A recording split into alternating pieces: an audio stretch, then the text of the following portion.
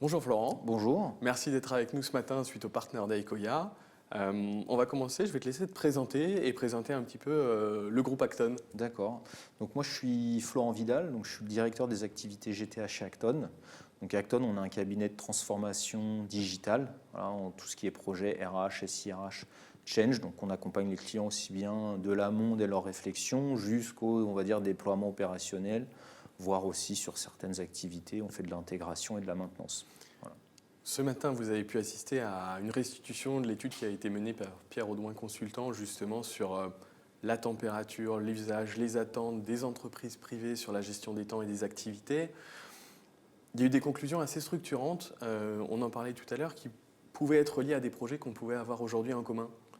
Alors, moi j'en retiens, on est par exemple avec vous aujourd'hui sur le projet Eurotunnel et effectivement cette étude démontre que la GTA depuis quelques années est quand même un sujet majeur stratégique pour les entreprises et qu'effectivement il y a des réflexions, il y a des attentes, même le passage de clients entre le on-premise, le SaaS, il y a énormément de réflexions sur ces sujets qui changent toute la structuration, l'approche.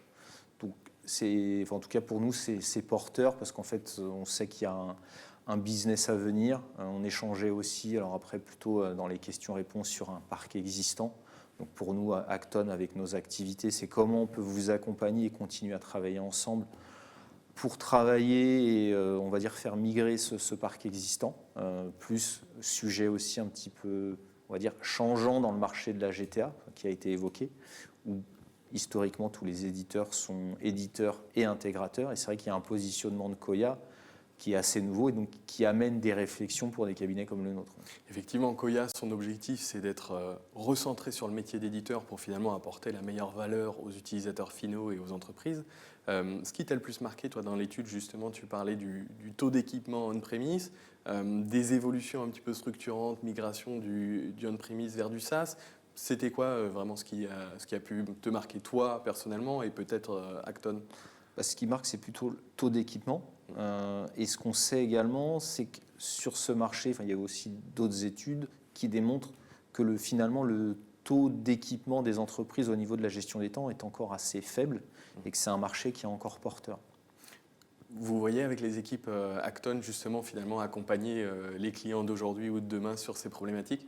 Oui, nous de toute façon on s'inscrit dans ce partenariat. Voilà, on a déjà évoqué de se revoir pour justement scanner un petit peu plus des clients en commun, voilà, et voir comment on peut avancer ensemble. Et puis il y a toute cette réflexion qui est peu existante sur la partie GTA et sur laquelle on est en train de monter, qui est la partie intégration, voir aussi ce qui a été évoqué, parce que nous on a un centre de maintenance spécialisé sur la partie gestion des temps qui est à Nantes.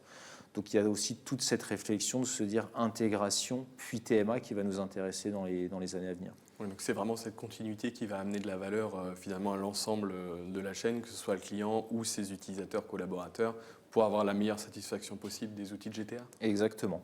Super. Eh ben, écoute, je te remercie grandement, Florent. Merci à toi. Et puis au plaisir de te recevoir sur une future interview ou te revoir sur des prochains projets en commun. Très bien. Merci et à très bientôt. Merci, Florent.